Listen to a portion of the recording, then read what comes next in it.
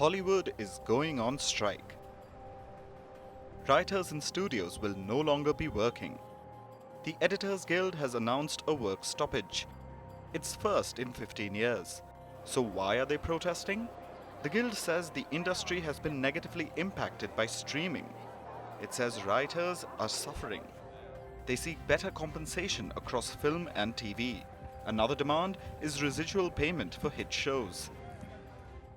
So what does this strike mean for your favorite shows? Some late-night shows are expected to stop production immediately. They use a team of writers for the show, and without writers, they may have to play reruns. I hope there is no strike. I support my writers, but we have a lot of staff and crew that will be affected by this, but they got to get a fair deal. So, I'll do whatever I can to support them, and hopefully there is no strike and they can figure out a deal. I hope not either, man. Yeah, I need my writers. I need them real bad. You need your writers. You need to laugh. Yeah, I got no show without my writers. Next to be disrupted could be daytime soap operas. That's because they're written just days ahead of filming. So what about streaming services like Netflix?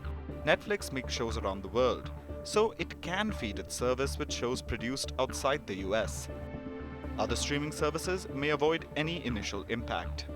But if the strike drags on, there could be massive disruptions, like a delay to the fall television season in America. That was shows, but what about movies? The flow of films to theaters will not take an immediate hit. This is because movies take 2 to 3 years to produce. Studios usually have a pipeline of films already written and shot. It would take an extended strike to interrupt movie release schedules.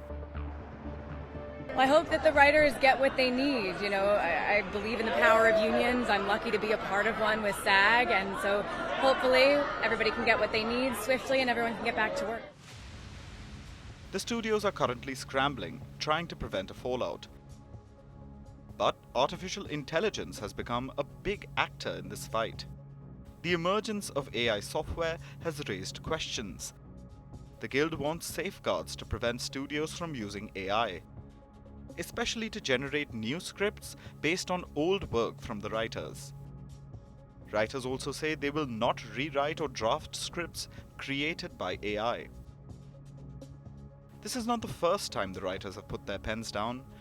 The last strike in 2007 and 2008 lasted 100 days. TV networks were forced to broadcast reruns and more reality shows. It cost California's economy over $2 billion.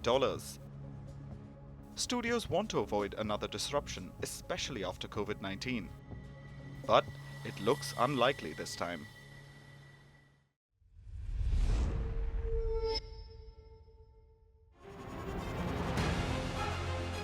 Email exchanges from inside the BBC, they talk about the risk of violating Indian laws.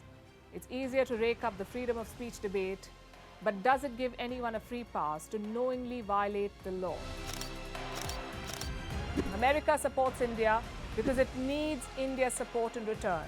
And India is working with the US because it suits India's interests. This is how geopolitics works. Last night, he diffused a crisis with his defense minister. But today, Netanyahu was confronted with a new problem. His cabinet seems to have rebelled against him. The UK is looking at the Indian subcontinent to fill its coffers. That India seems to be negotiating from a position of power, like a partner and not a former colony.